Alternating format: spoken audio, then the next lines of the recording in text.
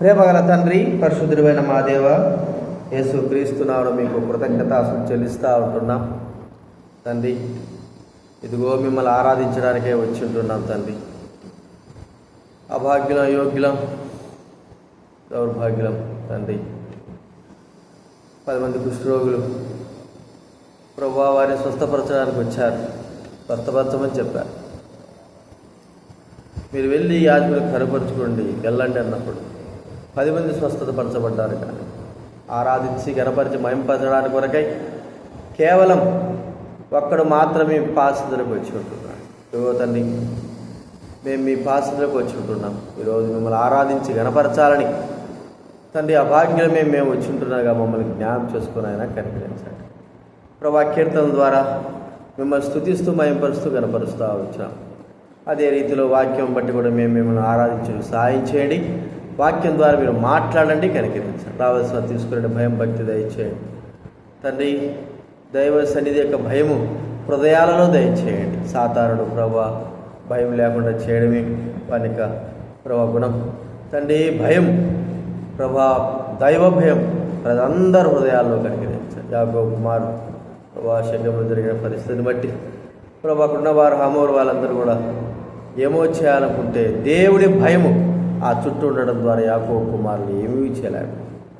దేవుడి భయం అనేది మా హృదయాలు దయచేవలసి మనవి చేస్తూ ప్రభా మిమ్మల్ని స్తుతించి భయంపరిచిన వాయిద్యాల ద్వారా, పాటల ద్వారా వాక్యము ఆధారం చేసుకుని తండ్రి మీ మాటలు ఆధారం చేసుకుని మేము ఆరాధించడానికి సహాయం చేయవలసిందిగా, తీసుకురావాల్సిందిగా ప్రభు అయిన క్రీస్తు యేసు నామమున ప్రార్థించి వేడుచున్నాము తండ్రి. ఆమేన్.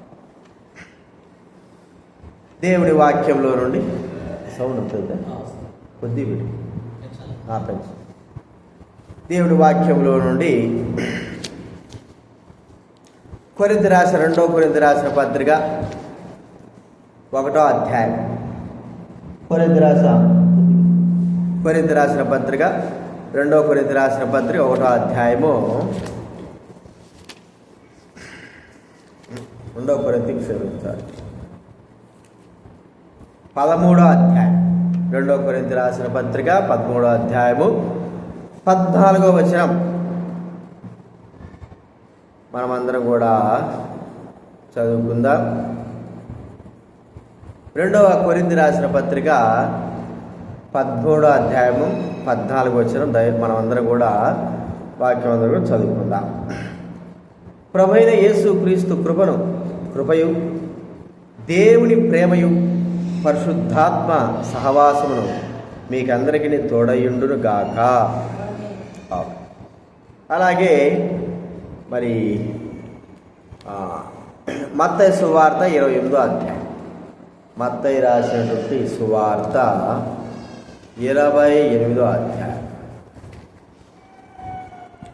19వ వచనం. మత్తయి రాసిన సువార్త 28వ అధ్యాయము 19వ వచనం మనం అందరం కూడా కలిసి చదువుకుందాం. 28, 19. కాబట్టి మీరు వెళ్ళి సమస్త జనులను శిష్యులుగా చేయుడి, తండ్రి యొక్కయు కుమారుని యొక్కయు పరిశుద్ధాత్మ యొక్కయు నామములోనికి వారికి బాప్తిసం ఇచ్చుచు. కదండి, తండ్రి యొక్క, కుమారుని యొక్క, పరిశుద్ధాత్మ. ఇక్కడ మరో మాట కూడా మనము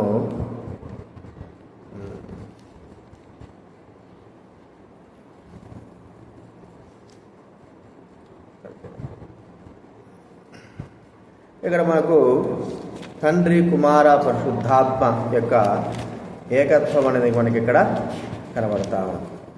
కాబట్టి తండ్రి, కుమారుడు, పరిశుద్ధాత్మ వీరు ముగ్గురు ఏకమై ఉన్నారు అనేటువంటి మాట మనం ఇక్కడ చూస్తూ ఉంటున్నాం. కాబట్టి ఆ ప్రభువును మనము స్తుతించి ఆరాధించి ఘనపరిచే వారంగా ఉంటున్నాం.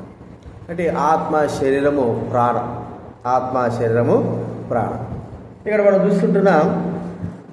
మరి తండ్రి, కుమారుడు, పరిశుద్ధాత్మదేవుడు వీరు ముగ్గురు కూడా, అంటే ముగ్గురు ఒకరే. మనకు దాని ఉదాహరణగా మానవునికి జీవితమే మనకు ఉదాహరణ అనేది మనకి ఇక్కడ చెప్పబడతారు. మానవుడు మరి ఈ లోకంలో జన్మిస్తున్నాడంటే శరీరము లేకుండా జన్మించలేడు. కాబట్టి శరీరము మానవుడికి అవసరం. ఈ భూలోకంలో జన్మించాలంటే శరీరం మానవునికి అవసరం. అలాగే మరి శరీరముతో జన్మించినంత వ్యక్తి ప్రాణము లేకపోతే అది మరి వ్యర్థం.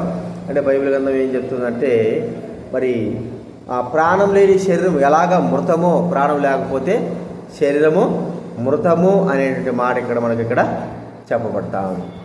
అంత మాత్రమే కాదు, ప్రాణము శరీరము ఉన్నంత మాత్రాన ఆత్మ లేకపోతే ఆ మనిషి జీవాత్మ కలిగిన వాడుగా ఉండలేడని వాక్యం మనకి ఇక్కడ చెప్పబడతాం.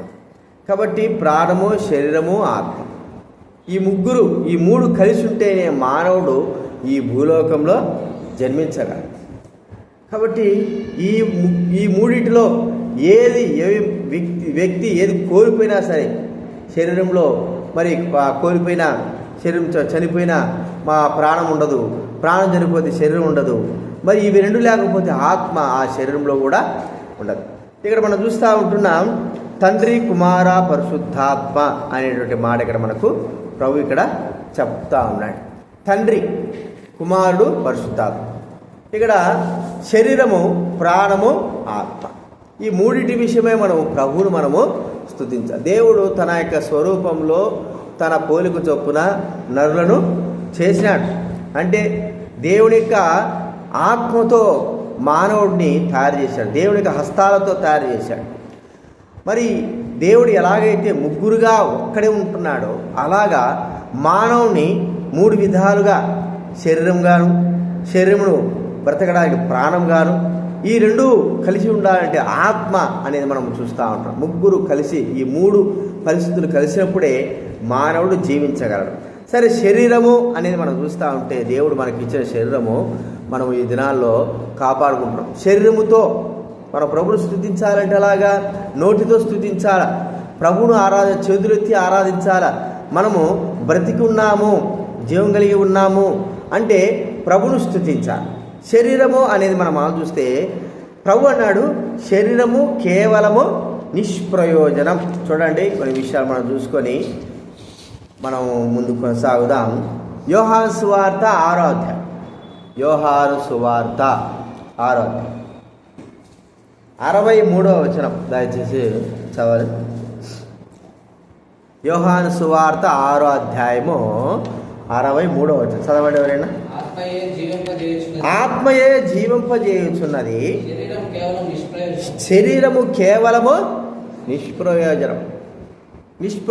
ఇంకా ఈ శరీరం గురించి ఏం చెప్పబడతా ఉంది? శరీరముతో ప్రభును స్తుతిస్తుంటున్నాం. మరి ఈ శరీరము ఎలాంటిది అని ప్రభు ఒకవేళ ఈ శరీరమును ప్రభు ఏమన్నాడంటే, మీ యొక్క శరీరంలో, మీ యొక్క మాంసయుక్త శరీరంలో దేవునికి ఆలయము, మీ శరీరము దేవునికి ఆలయమని కూడా ప్రభు మనకి ఇక్కడ చెప్తాడు. అయితే నిష్ప్రయోజనమైంది. అంత మాత్రం కాకోకుండా ఈ శరీరం ఎలాంటిదంటే చావునకు లోనైనది. చూడండి, రోమా రాసిన పత్రిక 6వ అధ్యాయం, రోమీలకు రాసిన పత్రిక 6వ అధ్యాయము 12వ వచనం చదవండి ఎవరైనా.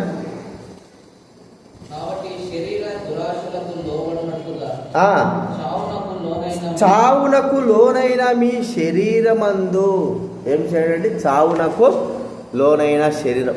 ఈ శరీరము ఎప్పుడు చావునకు లోనైంది అంటే, పాపం ఎప్పుడైతే ఈ లోకంలో ప్రవేశించిందో మనకు తెలిసిన విషయమే. ఆది ఆదాములు మరి ప్రభువు చేత సృష్టింపబడినటువంటి, ఆయన హస్తాల చేత సృష్టింపబడినటువంటి వారు ఎప్పుడైతే పాపం చేశారో వెంటనే శరీరమునకు చావు అనేది ఏర్పడుతూ, చావునకు లోనైన మీ శరీరము, పాపం వలన వచ్చు జీతము మరణం. కాబట్టి శరీరము చావునకు లోనైనది. మరి అంత మాత్రం కాదు, నిష్ప్రయోజకమైనది. ఇంకా మనం చూస్తూ ఉంటే కుళ్ళు పట్టేదిగా మనం చూస్తుంటున్నాం. బైబిల్ ఏం చెప్తా ఉంది? చనిపోయిన వ్యక్తి ఏమైపోయినాడు? కుళ్ళు పట్టేవాడుగా. యోహాను సువార్త 11వ అధ్యాయంలో ఇప్పటికీ చూడండి, యోహాను సువార్త 11వ అధ్యాయం, ఒకవేళ ఇది లేకపోతే అది పెట్టుకుంటాం. యోహాను సువార్త 11వ అధ్యాయము, ఇక్కడ మార్త చెప్తున్న మాట ఏంటంటే, అతను చనిపోయి 4 దినాలైంది, ఇప్పటికీ వాసన కొట్టును. చూడండి, యోహాను సువార్త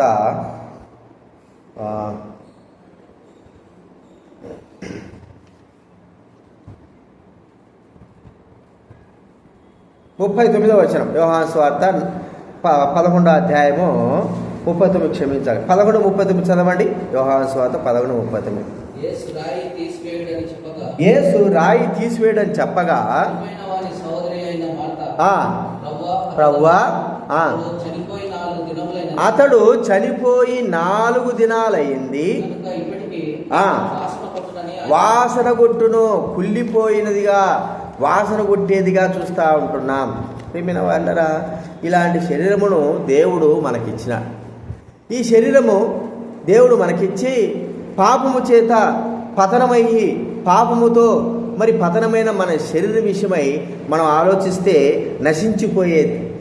ప్రియమైన వాళ్ళరా, మరి శరీరం లేకపోతేలాగా ఈ శరీరము మరి పాపంతో ఉన్నంత వరకు, పాపంతో జీవించేంత వరకు సావునకు లోనైన శరీరము విషయం మనం ఆలోచిస్తే ఎంత దౌర్భాగ్యం. మనం ఉదయం స్నానం చేస్తే సాయంత్రం స్నానం చేయాలి, సాయంత్రం స్నానం చేస్తే ఉదయం స్నానం చేయాలి, చెమట పడితే స్నానం చేయాలి, వాసన. మరి ఈ శరీరము కొత్త ఏదైనా సరే శరీరంలో ప్రాబ్లం జరిగిందనుకోండి, బాధ. అంత మాత్రమే కాదు, లోపల ఏదైనా మరి దెబ్బలు తగిలాయనుకోండి, చీము పట్టేదిగా చూస్తూ ఉంటున్నాం, మరి ఎంతో వాసన వచ్చేదిగా చూస్తూ ఉంటున్నాం. ప్రియమైన వాళ్ళ, ఇలాంటి శరీరమును ప్రభువైన యేసుక్రీస్తు వారు ధరించాడు. మనకివ్వడమే కాదు, ఆయన సశరీరుడుగా మన శరీరాన్ని ఆయన ధరించాడు. కుమారుడుగా శరీరమును ధరించి ఈ లోకంలోకి ప్రభువైన యేసుక్రీస్తు వారు వచ్చి ఉంటున్నాడు. చూడండి, యోహాను సువార్త 1వ అధ్యాయం తీయాలి, బైబిల్ తీయాలి. యోహాను సువార్త 1వ అధ్యాయం 14వ వచనం చదవండి ఎవరైనా. యోహాను సువార్త 1వ అధ్యాయం 14వ వచనం. ఆ వాక్యము శరీరధారి అయి, శరీరధారి అయి కృపాసత్య సంపూర్ణుడుగా ప్రభువైన యేసుక్రీస్తు వారు శరీరధారిగా, సశరీరుడుగా, తిమోతిలో అంటాడు పౌలు, ఆయన సశరీరుడుగా ఈ లోకంలో మన శరీరమును దాల్చుకొని ఈ లోకానికి వచ్చాడు. ఎలాంటి శరీరం ఇది? ప్రియమైన వారలారా, ప్రభువైన యేసుక్రీస్తు వారు ఆత్మ అయిన దేవుడు, చావులేని దేవుడు. మరి జన్మింపజేయడమే కానీ జన్మించినటువంటి జన్మ అనేది ఆయన జన్మించనివాడు, ఆయన ఉన్నవాడుగా ఉంటున్నాడు. అలాంటి ఆ ప్రభువు శరీరరీతిగా ఈ లోకంలోకి మన కొరకే వచ్చి ఉంటున్నాడు. ఎందుకు ఆయన శరీరం దాల్చాల్సి వచ్చింది? మరి కుళ్ళిపోయే శరీరము, మరి పాప శరీరము ఎందుకు ఆయన దాల్చాల్సి వచ్చిందంటే, ఈ శరీరమును ప్రభువైన యేసుక్రీస్తు వారు పవిత్రపరచడానికి కొరకై, మనల్ని, మన శరీరాన్ని ఏం చేయాలనుకుంటున్నాడైనా పవిత్రపరచడానికి కొరకై ఈ లోకంలోకి ఆయన శరీరధారిగా ఈ లోకంలోకి వచ్చాడు. శరీరరీతిగా ఉంటే మరి శరీరానికి ఏముందంటే భయము, అంత మాత్రం శరీరానికి ఏముందంటే మరణము, అందరి శరీరానికి ఏముందంటే పాపము కదండి. పాపమునకు లోనైన ఈ శరీరము, మరణానికి లోనైన ఈ శరీరము, భయమునకు లోనైన ఈ శరీరము, నశించిపోవడానికి కేవలము నిష్ప్రయోజనమైన ఈ శరీరము, ప్రియమైన వాళ్ళరా మృతతుల్యమైనటువంటి ఈ శరీరము, ఆ ప్రభువైన యేసుక్రీస్తు వారు శరీరధారిగా ఈ లోకానికి వచ్చాడు. ఆయన శరీరధారిగా రావాలి. శరీరధారికి వస్తేనే సర్వలోక ప్రపంచంలో ఉన్న ప్రజలందరి కొరకై శరీరము ద్వారా పాప పరిహారం ఆయన ప్రభువైన యేసుక్రీస్తు వారు చేయగలడు. కాబట్టి ప్రియమైన వాళ్ళని మనం ఒక్కసారి ఆలోచిస్తూ ఉంటే, ఆయన శరీరంతో వచ్చి మనందరి కొరకై శరీరం పైన, మరి మన శరీరము పాపములోనైన మన శరీరంపై మన పాపాలను భరించాడు. ఆయన శరీరం పైన మన పాపాలు భరించి ఓ మాట మనకు చెప్పబడుతుంది. చూడండి, 1 పేతురు రాసిన పత్రిక 2వ అధ్యాయం తీయాలి, బైబిల్ తీయాలి.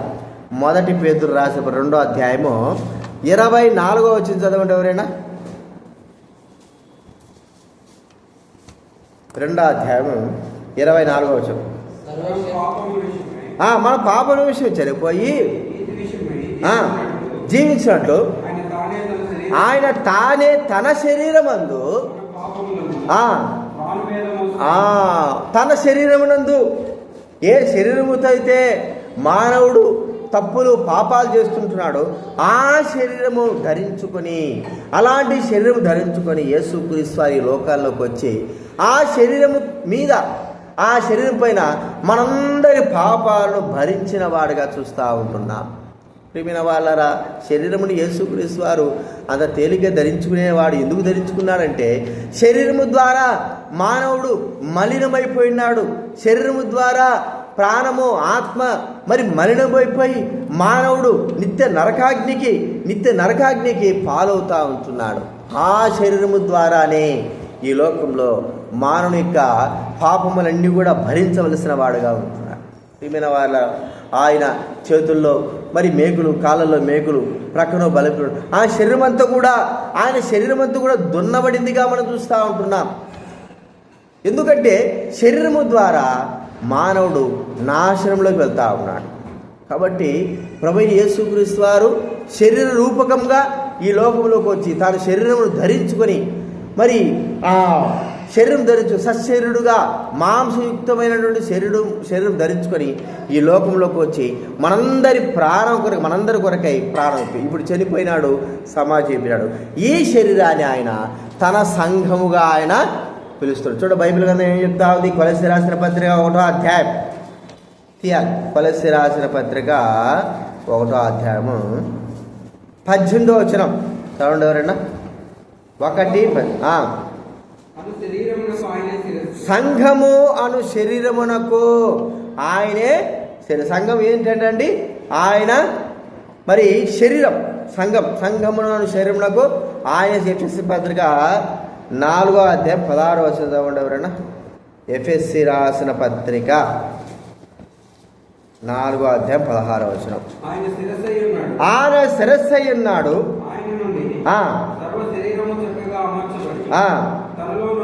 తనలోనున్న ప్రతి అవయవము పని చేయుచుండగా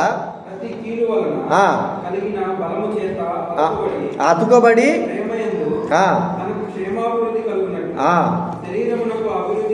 శరీరమునకు అభివృద్ధి కలగజేస్తుంటున్నాడు. చాలు. ఇక్కడ ఇంకొక చక్కటి మాట, ఎఫెసీ 1:23 ఇంకా చక్కటి మాట. మనం ఎఫెసీ 1:23 దాంట్లోనే ఆ సంఘము ఆయన శరీరము, ఆ సంఘము ఆయన శరీరం. ప్రియమైన వాళ్ళ, శరీరము ఆయన శరీరం పైన తన యొక్క మన పాపాలని భరించి శరీరం పైన శిక్షను విధించుకొని చనిపోయి కుళ్ళు పట్టుకోకుండా ప్రభువైన యేసుక్రీస్తు వారు 3వ దినాన ఏం కాలేదు 3వ దినాన తిరిగి లేచి ఉంటున్నాడు. ప్రియమైన వాళ్ళరా, ఆ శరీరము ఏముంటుంటే ఇప్పుడు సంఘంగా చేశాడు. ఆ శరీరం కొరకై, ఆ శరీరం కొరకై, శరీరమైన మన కొరకు మనల్ని ఆయన సంఘంగా, ఒక మాట చెప్పబడింది అపోస్తుల కార్యం 20:28 చూడండి. అపోస్తుల కార్యం 20:28 శరీరమును ధరించుకొని వచ్చిన ప్రభువైన యేసుక్రీస్తు వారిని మనము స్తుతించవలసిన వారంగా ఉండాలి. అపోస్తుల కార్యము 20:28 దేవుడు తన సంఘము, తన స్వరక్తమిచ్చే సంపాదించిన సంఘం. ఎలాంటి స్వరక్తమిచ్చి సంపాదించిన సంఘం? శరీరము. ప్రియమైన వారిలారా, గుర్తించుకుందాము. శరీరము దాల్చి ప్రభువైన యేసుక్రీస్తు వారు ఈ లోకంలోకి వచ్చినందుకు ప్రభువును మనము స్తుతించాలి. నశించిపోయే శరీరమును ఆయన తన మహిమగల శరీరముగా మార్చాడు. నశించిపోయేటువంటి శరీరమును ఆయన తన మహిమగల శరీరంగా మార్చడానికి ఇష్టపడుతూ వచ్చాడు. ఈ శరీరం, నశించిపోయే శరీరాన్ని, కుళ్ళిపోయే శరీరం పైన ఆయన మన పాపాలని భరించి మనల్ని విమోచన కలిగించినందుకు ప్రభువును మనము స్తుతించాలా. కాబట్టి గుర్తించుకుందాం. మొట్టమొదటిగా ప్రభువైన యేసుక్రీస్తు వారు శరీర రీతిగా ఈ లోకంలోకి ఆయన వచ్చి ఉంటున్నాడు. రెండవదిగా ప్రాణము అంటే మనకు బాగా తెలుసు. ప్రాణము ఎందుకు? ప్రాణం అంటే అర్థం ఏమిటి చెప్పండి? ప్రాణం అంటే అర్థం ఏంటి? రక్తం. ప్రాణం అంటే రక్తం. చూడండి, లేవ్యాకాండం 17వ అధ్యాయం. ఎవరు అడిగేది ఇట్లా అట్లా విడిపడు. లేవ్యాకాండం 17వ అధ్యాయం 11వ వచనం దయచేసి చదవండి ఎవరైనా. లేవ్యాకాండము 17:11. ఆ రక్తము దేహమునకు ప్రాణము, మీ నిమిత్తము ప్రాయశ్చిత్తము చేయనట్లు బలిపీఠం మీద దానిని మీకు ఇచ్చితిని. చూడండి, చాలు. ఇక్కడ ఏమంటున్నాడు? ప్రాయశ్చిత్తము చేయనట్లు, రక్తము దానిలో ప్రాణం బట్టి ప్రాయశ్చిత్తము చేస్తాం. ప్రాణము కదండి, మనం చూస్తుంటున్నాం. శరీరముని తెలుసుకుని వచ్చాడు ఆయన. తన శరీరంలో ఆ ప్రభుని దేవుడు ప్రాణాన్ని, ఎందుకైనా రక్త మాంసములు కలిగిన వాడుగా, ప్రాణం కలిగిన వాడుగా ఈ లోకంలోకి వచ్చాడు. ప్రియమైన వాళ్ళరా, మన రక్తానికి అన్నిటికంటే విలువ ఉండదు. మనకు రక్తం కదా, రక్తము. మనం ఎక్కడైనా బ్లడ్ బ్యాంక్లో పోయినామనుకోండి, బి పాజిటివ్, ఏ పాజిటివ్ ఇవన్నీ బాగానే దొరుకుతాయి. బి ప్లస్ పాజిటివ్ ఇవన్నీ దొరుకుతాయి. కానీ ఏవో పాజిటివ్ కొన్ని ఉంటాయి, అవి అసలు దొరకవు. అవి 1000 మందిలో 2000 మందిలో ఒక్కరికే ఉంటుంది. వారికి రక్తం కావాలంటే ఏ పడితే మన శరీరంలో ఉన్న రక్తం అంతా కూడా సరిపోతుంది అంటే కుదరదు. లేకపోతే ఇన్ని వేల మంది ఉంటే అదే రక్తము వారికి మనం ఎప్పుడైతే ఇస్తామో వారు పెడుతుంది. అంటే రక్తము ఎంత విలువైంది. ఒకవేళ ఏవి పాజిటివ్ ఉంది, మరి ఆ రక్తము బ్లడ్ బ్యాంకులో దొరికింది, మరి వాళ్ళు ఏం చేస్తారు? చాలా క్రిటికల్ పరిస్థితి. అయ్యా 2 లక్షలు ఇస్తాం, 1,00,000 రూపాయలు ఇస్తాం. మరి రక్తం ఏంటి? ఆ బ్లడ్ బ్యాంక్ వాళ్ళు అనే మాట ఏంటంటే రక్తము డబ్బుకు అమ్మబడదు. దానికి ఏం చేస్తారు చెప్పండి? రీప్లేస్మెంట్ అంటే మీరు రక్తం ఇవ్వండి, ఎవరైనా రక్తం ఇవ్వండి, ఆ రక్తము మరి మేము ఇస్తాం. ఒకసారి నేను కూడా పోయి అడిగా, అయ్యా రక్తం కావాలా, ఎంత అవుతుంది అంటే రక్తం డబ్బులకు అమ్మరు. మీరు ఎవరైనా తీసుకొచ్చే రక్తం ఇవ్వండి, రక్తము తీసుకోము. చూడండి, రక్తము అనేది మనం చూసుకుంటే ఎంత ప్రాణము. ఆ ప్రాణము దేవుడు శరీరములో పెట్టాడు. ఎందుకు రక్తముని శరీరంలో పెట్టాడంటే ప్రాయశ్చిత్తముగా ఈ రక్తము ద్వారా మానవునికి ఏమవుతుంది? యేసుక్రీస్తు వారు మనము రక్తము, శరీరము, ఆత్మ, అంటే ప్రాణము, శరీరము, ఆత్మ, ఈ 3గా కలిసిన మనము ప్రభువైన యేసుక్రీస్తు వారు కూడా అలాగే లోకాలకు వచ్చాడు, శరీరతికి వచ్చాడు. శరీరంలో ఉంటున్న ప్రాణము మానవునికి ప్రాయశ్చిత్తం చేయడానికి, రక్తం ప్రాయశ్చిత్తం చేయడానికి వచ్చాడు. అంటే మన ప్రాణము ప్రాయశ్చిత్తం చేయలేదా అంటే మన ప్రాణం దేనికి కూడా పనికిరాదు కదా. మన ప్రాణము సాటి వ్యక్తులకి ఒకవేళ వారి ప్రాణాన్ని లేకపోతే శరీరంలో కాపాడడానికి ఉండొచ్చేమో, కానీ వారి పాప సంబంధమైన పాపములను తీసివేసే రక్తముగా మనం ఉండదు. ఎందుకంటే మన రక్తములో మలినం, మన రక్తంలో పాపం అనేది మనకు చూస్తూ ఉంటున్నాం. ఈ పాపము మానవులో ఉంటున్న పాపము ఇతరుల యొక్క మరి వారిని ఎలాగ రక్షించగలదు? ప్రియమైన వాళ్ళ, మానవుడు తన ప్రాణాన్ని, తన రక్తాన్ని ఇతరుల వరకు కార్చలేదు. ఒకవేళ ఇచ్చినా కూడా, మాకు తెలుసు జయమ్మ అని ఒక ఆమె ఉండేది, ఆమె చనిపోయింది, వాళ్ళ కొడుకు కూడా చనిపోయాడు. ఆమె వృద్ధాప్యంలో ఆమె అనేది మాటికి ఎప్పుడు చూసినా, అయ్యా నాకు రక్తం లేదా, రక్తం లేదు. సరే, నీకు రక్తం లేదు కదా, నీ ఎవరి కొడుకున్నాడు 40 సంవత్సరాల కొడుకు, ఏ ఒక్క బాటలు నీకు రక్తం ఇయ్యలేడా? ఒక్క బాటలు ఇయ్యలేడా? మరి అడిగినానయ్యా, అడిగితే ఏమంటే వాళ్ళ భార్య ఏంటంట, అంటే కోడలు, నీకు రక్తం ఇస్తే రేపు మాపు నువ్వు చచ్చిపోయేదా? నీకు రక్తం ఇస్తే మా ఆయన మరి కాయలబడి చచ్చిపోతే మాకెవరు ఇస్తారు రక్తం? నువ్వు చస్తే సావు, ఎన్ని రోజులు బతుకు అట్లా అన్నారయ్యా. అంటే మరి రక్తం ఇవ్వడానికి కూడా అంత కష్టమా? అంటే అంత విలువైనది మానవుని యొక్క రక్తం.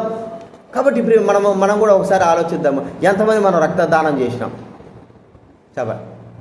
రక్తం యొక్క విలువ తెలిసిన మనము ఎంతమంది రక్తదానం చేసినామా? ఎవరైనా చేసినారా?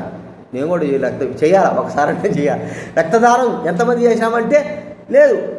కానీ రక్తము చాలా విలువైనది, ప్రాణం అది, దాంట్లో ప్రాణం అది, అదంతా పోయిందనుకో మనిషి చనిపోయిన వాడుగా చూస్తుంటారు. అయితే ప్రభువైన యేసుక్రీస్తు వారు ప్రాణము రక్త మాంసములు ధరించుకుని ఎందుకు వచ్చా అంటే మానవులందరి యొక్క రక్తము మలినముతో ఉంటున్నది, పాపముతో ఉంటున్నది. సాటి వ్యక్తి యొక్క రక్తము సాటి వ్యక్తిని రక్షించలేని రక్తము. ప్రియమైన వాళ్ళరా, అయితే ఈ యొక్క రక్తం ఎలాంటిదంటే ప్రభువైన యేసుక్రీస్తు వారి రక్తము పరిశుద్ధమైంది, ఎల్లకాలం ఉండేది, సదాకాలం ఉండేది. 2000 సంవత్సరాల క్రిందట కార్చిన రక్తము యొక్క ప్రభావము ఇప్పటికి కూడా ఏంటి చెప్పండి?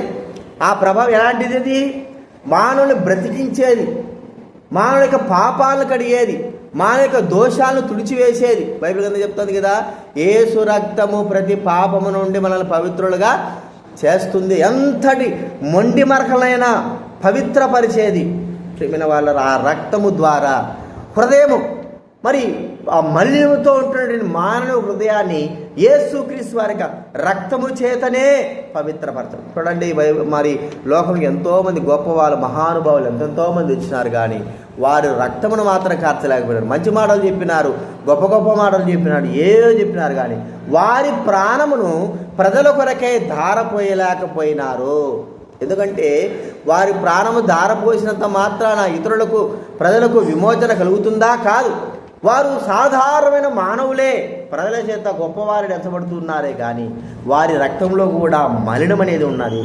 కానీ యేసు రక్తము ఎటువంటి మరి మలినము లేనిది, పరిశుద్ధమైంది, పవిత్రమైంది, నిష్కలంకమైంది. చూడండి, బైబిల్ గ్రంథంలో మనకు ఒక మాట చెప్తా ఉంది. 1 పేతురు రాసిన పత్రిక 1వ అధ్యాయం 19వ వచనం. 1 పేతురు రాసిన పత్రిక 1:19. అమూల్యమైన రక్తము అమూల్యమైన రక్తము చేత అనగా నిర్దోషమును నిష్కలంకమునగు గొర్రె పిల్ల వంటి క్రీస్తు రక్తము చేత అమూల్యము. చాలు మీరు విమోచకుడు. అమూల్యము, నిర్దోషము, నిష్కలంకము కదండి. మన రక్తం ఏంటి కాబట్టి మన రక్తం ఏంటి? అమూల్యమైంది. అర్థమైందా? మన రక్తము అమూల్యమైన మన రక్తం, కానీ నిర్దోషమైంది కాదు. అర్థమైంది మీకు? ఇప్పుడు ఇంకోటి ఏంది? నిష్కలంకమైంది కాదు, కేవలం అమూల్యమైంది. ఎందుకంటే రక్తము చాలా ప్రాముఖ్యమైంది, అమూల్యమైంది. అందుకే దాన్ని చాలా భద్రపరుస్తారు, చాలా విలువిస్తారు అమూల్యం. కానీ నిర్దోషమైంది కాదు, దోషం కలిగినది. అంత మాత్రం కాకుండా నిష్కలంకమైంది, కలంకము లేనిదిగా. కలంకం మంది అయితే కలంకం కలిగింది. యేసుక్రీస్తు వారి రక్తం నిష్కలంకం, కలంకము లేనటువంటి రక్తం. కాబట్టి యేసుక్రీస్తు వారు ప్రాణము ఆయన తన రక్తాన్ని ఈ లోకంలోకి కార్చాడు. అందుకే యేసుక్రీస్తు వారు నా ప్రాణాన్ని నీకు అర్పిస్తుంటున్నాను శిలువలో అంటున్నాడు. రక్తమంతా బైబిల్ గ్రంథం ఏం చెప్తా ఉంది? రక్తమును నీళ్లును ఆయన శరీరంలో నుంచి ప్రవహించంటే తన ప్రాణం అంతా కూడా మానవుల కొరకై ధారపోసిన వ్యక్తిగా మనం చూస్తాం. ఒక్క రక్తపు బొట్టు కూడా ఆయన శరీరంలో లేదు అనడానికి సూచన. ఎందుకంటే విలువైనది. ఒక రక్తం ఆయన శరీరంలో ఉంటే, ఒక్క రక్తబొట్టు ఉన్నా కూడా కష్టమే. కానీ రక్తమంతా కూడా కార్చబడితేనే తప్ప సమస్త లోక ప్రజలందరి పాపాలు కడగబడవు. ప్రియమైన వాళ్ళ ఈ దినాన ప్రభు మనతో మాట్లాడుతుంటున్నాడు. ప్రాణమును ధరించుకొని రక్తము ద్వారా రక్తముగా ఆయన ఈ లోకంలోకి వచ్చింటాడు. ఇప్పుడు ఆయన యొక్క రక్తము నిష్కలంకమైన నిర్దోషమైన రక్తము చేత మన పాపాలు కడుక్కున్నామా? మన అపరాధాలు కడుక్కున్నామా? మన హృదయాన్ని కడుక్కున్నామా? యేసు యొక్క రక్తము ప్రతి పాపం నుండి మనం పవిత్రులుగా చేసేది. మనం పవిత్రపరచబడుతుంటున్నాము. పవిత్రపరచబడిన వారమై ఇక వేరేదేది కాదు కదండి. మన బట్టలు కానీ మన దుప్పట్లు కానీ ఉతుక్కోవడానికి ఎన్ని రకాల లిక్విడ్లు ఉన్నాయో కదండి. రకాల లిక్విడ్లు ఒకటి వాడుతూనే ఉంటాం. కానీ అలాంటిది కాదు ఇది. మన హృదయం యొక్క పవిత్రత యేసు యొక్క రక్తముతో కూడుకున్నది. ఈ పవిత్రత కలిగిన వారమై ప్రభువా మరి నా హృదయమును పవిత్రపరచ నీ రక్తమును ధారపోసినాం. రక్తము చేతనే బైబిల్ గ్రంథం ఏం చెప్తా ఉంది? హెబ్రీ పత్రిక 9వ అధ్యాయం తీయండి, బైబిల్ తీయాలి. హెబ్రీ పత్రిక 9వ అధ్యాయం 22వ వచనం చదవండి ఎవరైనా. 9:22. ధర్మశాస్త్ర ప్రకారం సమస్త వస్తువులను రక్తము చేత శుద్ధి చేయబడిననియు రక్తము చిందింపబడకుండా పాప క్షమాపణ కలుగుదు. పరిశుద్ధపరచబడడానికి మానవుడికి హృదయం పవిత్రపరచడానికి ఏదికి అవసరమై ఉన్నది? రక్తము. ఆ రక్తమాంసములు శరీరము, రక్తము. ఆ ప్రభువైన యేసుక్రీస్తు వారు ప్రాణముతో ఈ లోకంలోకి జన్మించి ఉంటున్నాడు. ప్రియమైన వారలారా, ఎంత గొప్ప విషయము. కాబట్టి శరీరము, ప్రాణము. శరీరమును దాల్చి ఈ లోకానికి వచ్చి తన శరీరం పైన మన యొక్క పాపాలు భరించాడు. ఆయన శరీరంలో ఉంటున్నటువంటి రక్తము ప్రాణమును మన కొరకే పెట్టి మన సమస్త పాపముల నుండి మనల్ని విమోచించి పరిశుద్ధపరిచాడు. చూడండి, హెబ్రీ పత్రిక 10వ అధ్యాయం, హెబ్రీ పత్రిక 10వ అధ్యాయం 29వ వచనం దయచేసి చదవండి. 10:29 చదవండి ఎవరైనా. హెబ్రీ దేవుని కుమారుని తాను పరిశుద్ధ పరచబడుటకు సాధనమైన నిబంధన రక్తము, పరిశుద్ధ పరచబడుటకు సాధనమైన నిబంధన రక్తము. చూడండి ప్రియమైన వాళ్ళ, ఈ రక్తము ప్రభువైన యేసుక్రీస్తు వారిదే, వేరే వాళ్ళ రక్తం కాదు. మనం అడుగుతాం, అయ్యా ఆ రక్తం తీసుకొచ్చినప్పుడు ఈ రక్తం ఎవరిది, ఈ రక్తం ఎవరిది, పరిశుద్ధపరచబడినారా, పరిశుద్ధం చేశారా? ఆ సమయంలో మనం అడగం. అయితే రక్తం ఎక్కించుకున్న తర్వాత మనకు ఇతరుల యొక్క రోగాలను వస్తూ ఉంటాయి, బీపీలు, షుగర్లు ఏ వస్తూ ఉంటాయి కదండి. రక్తం ఎక్కించుకున్న తర్వాత తెలుస్తుంది. అయితే వాళ్ళు చెప్తారు, అయ్యి ఇది పరిశుద్ధపరిచినంత మాత్రాన వారి యొక్క జీన్స్ అంటే ఆ రక్తంలో ఉంటున్న ప్రభావం పోదు. కాబట్టి తర్వాత మనకెంతో ఎఫెక్ట్ ఇస్తుంది. కానీ ఇది ఎలాంటిదంటే హృదయాన్ని పవిత్రపరిచేటువంటి యేసు యొక్క రక్తం. ఎంతటి మొండి మరకలైనా, ఎంతటి వాడినైనా సరే, ఎంత పాపాత్ముడైనా సరే పవిత్రపరచగలిగినటువంటి యేసు రక్తము. ప్రియమైన వాళ్ళరా, ఆ రక్తము చేత ఈ దినాన మనం పరిశుద్ధపరచబడ్డాము, ఆ రక్తం చేత మనం పవిత్రపరచబడ్డాము. కాబట్టి ప్రభును స్తుతించాలి.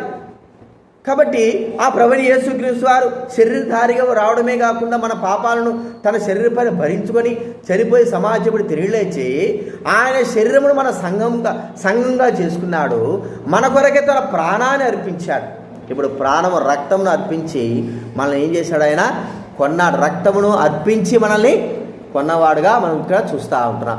ఇది రెండవదిగా మనం చూస్తుంటున్నాం. శరీరము, తర్వాత ఏం చెప్పండి? ప్రాణం. మూడవదిగా ఆత్మ కదండి. మూడవదిగా ఆత్మ. ఇప్పుడు మనకు అందరూ కూడా ఆత్మ ఉంటుంది. ఏది ఈ మూడింటిలో ఏది లేకపోయినా మానవుడు ఏమవుతున్నాడు? జీవోత్సవం. శరీరము లేకుండా మానవుడు ఉండలేడు. ఆ శరీరంలో ప్రాణం అనే రక్తం లేకుండా మానవుడు ఉండలేడు. ఈ రెండు కలిసినంత మాత్రాన ఆత్మ లేకపోతే ఆ శరీరానికి విలువ, ప్రాణానికి విలువ లేనే లేదు. అయితే మూడవది మనం చూస్తూ ఉంటే ఆత్మ. ప్రభువైన యేసుక్రీస్తు వారు ఆత్మరూపిగా, ఆయన ఆత్మ కదండి. ప్రభువు ఆత్మ, దేవుడు ఆత్మ గనుక ప్రభువైన యేసుక్రీస్తు వారు ఎవరండి? ఆత్మ. ఆ ఆత్మ ఈ లోకంలోకి తాను ఒక ఆత్మగా దిగి వచ్చిన వాడుగా మనం చూస్తూ ఉంటాం. శరీరంలో సశరీరుడుగా ఈ ఆత్మ ఎంత విలువైంది అని మనం ఆలోచిస్తే చాలా విలువైంది కదండి. ఈ ఆత్మకు ఎందుకు ఈ ఆత్మకు చాలా విలువైందంటే ఇది దేవుని దగ్గర నుంచి వచ్చినటువంటి ఆత్మ. ఒక మాట మనం చూస్తూ ఉంటే ప్రసంగి గ్రంథం చూడండి 12వ అధ్యాయం. ప్రసంగి గ్రంథం 12వ అధ్యాయం తీయాలి. ప్రసంగి గ్రంథం 12వ అధ్యాయము 7వ వచనం. ప్రసంగి గ్రంథం వెనుకటి వలనే మరలా భూమికి చేరును. ఆత్మ ఏం చేస్తుంటాం చెప్పండి? దాన్ని దయచేసిన దేవుని యొక్క ఆత్మ దేవుని దగ్గర. అందుకే జీవాత్మ అని మనం చూస్తాం. జీవము కలిగిన ఆత్మ. ఈ ఆత్మ ఏమైపోయింది? ఎప్పుడైతే మానవుడు పాపం చేశాడో అప్పుడే శరీరము పాడైపోయింది, ప్రాణం పాడైపోయింది. చివరికి మానవునికి దేవుడు అనుగ్రహించినటువంటి ఆ ఆత్మ కూడా ఏమైపోయింది? నశించి పోయింది. అంటే బైబిల్ కదా మనం చెప్పేది ఏంటంటే మీరు చచ్చిన వారై ఉండగా, చచ్చిన వారై ఉంటే అర్థం ఏమిటి? ఆత్మలో మన జీవితం ఏమైపోయినట్టుగా చనిపోయింది. చూడండి వాక్యం ఏం చెప్తుంది? ఎఫెసీ పత్రిక 2వ అధ్యాయం. ఎఫెసీలకు రాసిన పత్రిక 2వ అధ్యాయము 1వ వచనం చదవండి ఎవరైనా.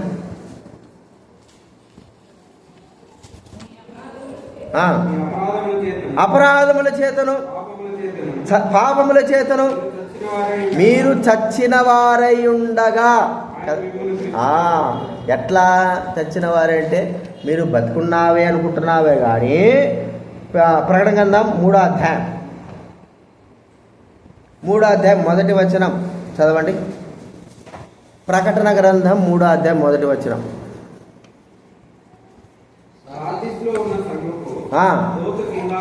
ఇలాగు వ్రాయము, 7 నక్షత్రములను ఏమనగా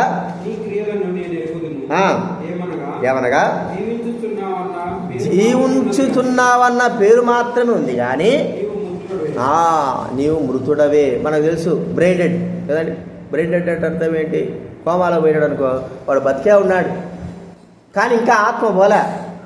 శరీరం బతికితేనే కదా, శరీరం ప్రాణం బతికింటేనే ఆ ఆత్మ అనేది ఉంటుంది. అది ఈ 2 లేకపోతే ఏమైపోయినాడు? వాడు చచ్చిపోయిన స్థితిలోకి లెక్క. కాబట్టి ఇప్పుడు ఆత్మ ఏమైపోయిందంటే చనిపోయిన ఆత్మ, చచ్చిపోయింది. ప్రియమైన వారనరా, ఈ ఆత్మను ప్రభువైన యేసుక్రీస్తు వారు ఆయన ఆత్మరూపిగా వచ్చి మనల్ని మరి వెలిగించాడు. ఆత్మ దేనికి సూచనగా ఉంది మనం ఆలోచిస్తూ ఉంటే? దీపము. అంతేనండి. ఏముంది చెప్పండి? సామెతల గ్రంథం చేయండి. నరుని ఆత్మ యెహోవా పెట్టిన, చూడండి అక్కడ వెనక సామెతల గ్రంథము 20వ అధ్యాయం 27వ చదవండి ఎవరైనా.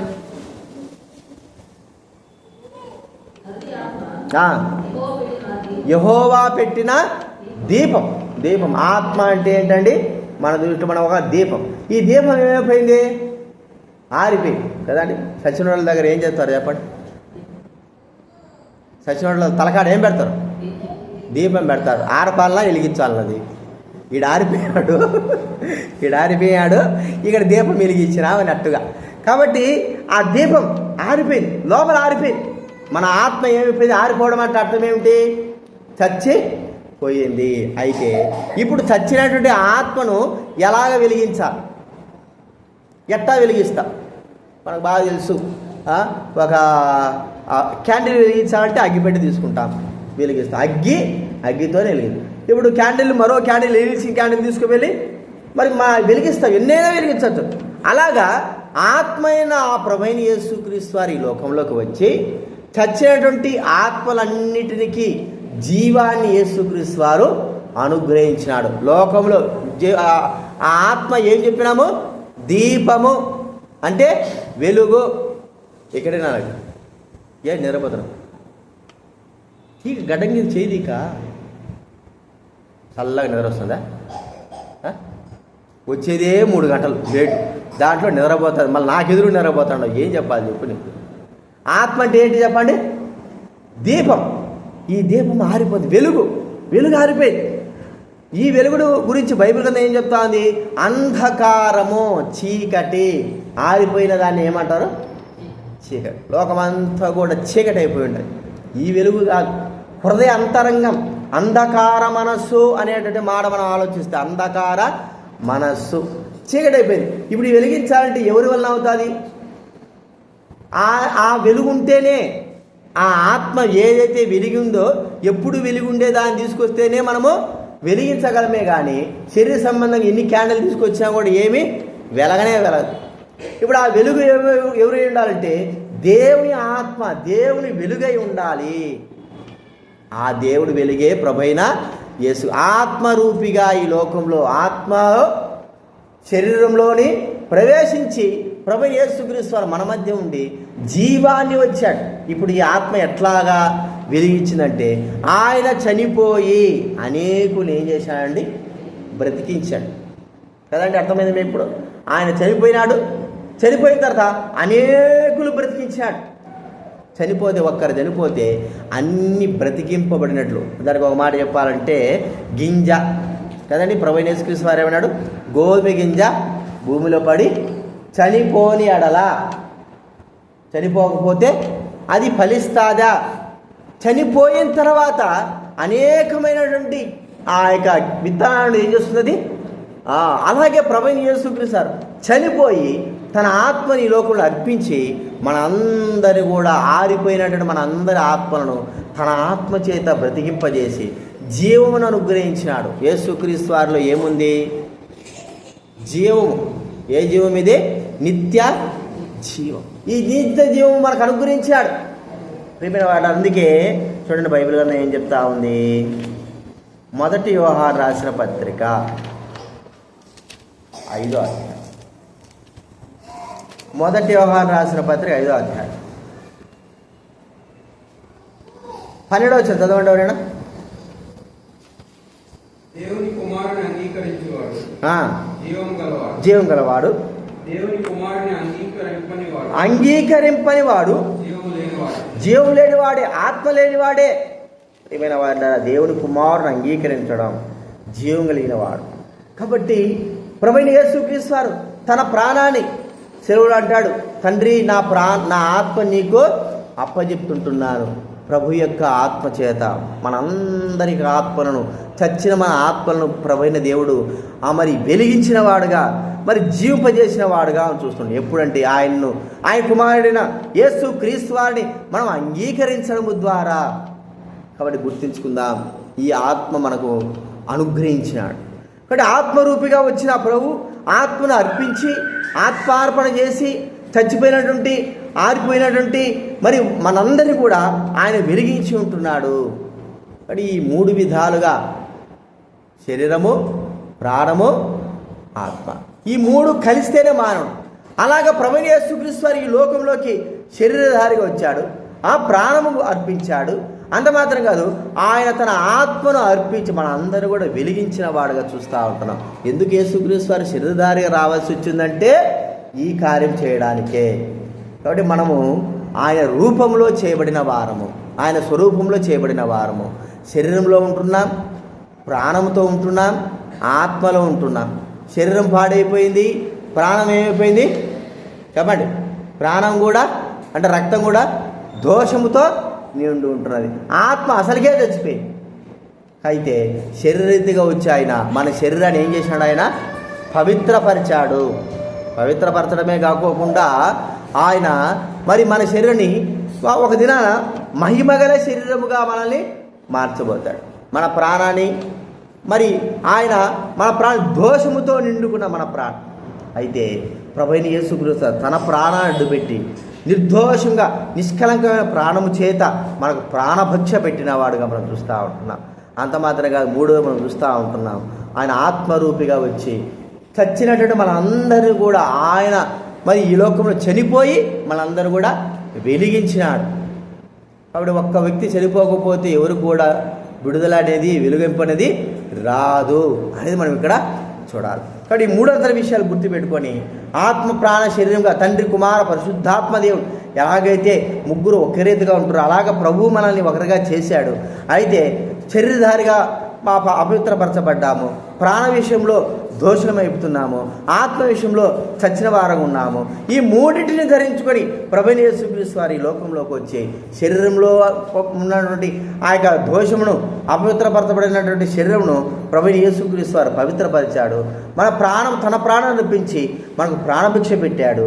మరి ఆయన మన ఆత్మను అర్పించి మన అందరూ కూడా వెలిగించాడు. ఈ 3 అంతలు గుర్తుపెట్టుకుని ప్రభువును మనం స్తుతించి ఆరాధిద్దాం. ఈ విషయాలు జ్ఞాపకం పెట్టుకుందాం, ఆరాధనలో ప్రవేశిద్దాం.